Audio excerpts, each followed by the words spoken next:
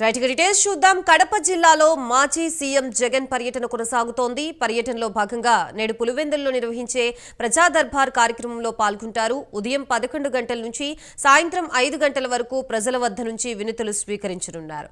రేపు ఉదయం పులివెందుల్లోని విజయ గార్డెన్స్ లో జరిగే వివాహ వేడుకల్లో పాల్గొంటారు. అనంతరం బెంగళూరుకు వెళతారు. ప్రస్తుతం ఇదే అంశానికి సంబంధించి మనకి పూర్తి సమాచారం అందించడానికి మా ప్రతినిధి కడప నుంచి సుధీర్ సిద్ధంగా ఉన్నారు. సుధీర్, చెప్పండి, కడప జిల్లాలో మాజీ సీఎం జగన్ పర్యటనకు సంబంధించి ఎటువంటి ఏర్పాట్లు చేశారు, డీటెయిల్స్ ఏంటి? Good morning Gayatri. ఏదైతే మాజీ సీఎం వైఎస్ జగన్మోహన్ రెడ్డి 4 రోజుల పర్యటనలో భాగంగా ఇప్పటికే 2 రోజుల్లో కూడా ఆయన పూర్తి స్థాయిలో కూడా పెద్ద ఎత్తున బిజీ గడిపారని చెప్పుకోవచ్చు. అయితే నిన్నటి దినం కూడా ఏదైతే క్రిస్మస్ పండుగ కావడంతో కూడా ఆయన ఏదైతే పులివెందుల్లో ఉన్నటువంటి సిఎస్ఐ చర్చిలో కూడా కుటుంబ సభ్యులతో పాల్గొనడం జరిగింది. అలాగే ఈ రోజు 3వ రోజు చూసుకుంటే కనుక పూర్తి స్థాయిలో కూడా ఆయన అయితే దాదాపుగా పులివెందుల గెస్ట్ హౌస్ లోనే రాత్రికి బస చేశారని చెప్పుకోవచ్చు. ఇవాళ ఉదయం 10 గంటల సమయంలో కూడా పూర్తి స్థాయిలో వైఎస్ జగన్మోహన్ రెడ్డి కూడా ఇంట్లో నుంచి బయటికి రావడం జరుగుతుంది.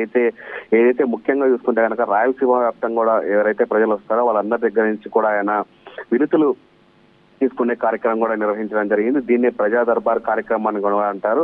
అయితే ఈ కార్యక్రమంలో కూడా ముఖ్యంగా చూసుకుంటే కనుక ఏదైతే మాజీ సీఎం వైఎస్ జగన్మోహన్ రెడ్డితో పాటు కడప ఎంపీ అవినాష్ రెడ్డి, అలాగే నియోజకవర్గాలకు సంబంధించినటువంటి మాజీ ఎమ్మెల్యేలు, దాని తర్వాత ఎమ్మెల్యేలు కూడా పూర్తిస్థాయిలో ఈ కార్యక్రమంలో పాల్గొనడం జరుగుతుంది. దాదాపుగా ఉదయం 10 గంటల నుంచి సాయంత్రం 5 గంటల వరకు కూడా ఈ ప్రజా దర్బార్ కార్యక్రమం నిర్వహిస్తారు. అయితే ముఖ్యంగా చూసుకుంటే కనుక ప్రజలు దాదాపుగా ఏదైతే ఇబ్బందులు పడుతున్నారో వాళ్ళందరి దగ్గర నుంచి కూడా మాజీ సీఎం వైఎస్ జగన్మోహన్ రెడ్డి అయితే వినతులు స్వీకరిస్తారు.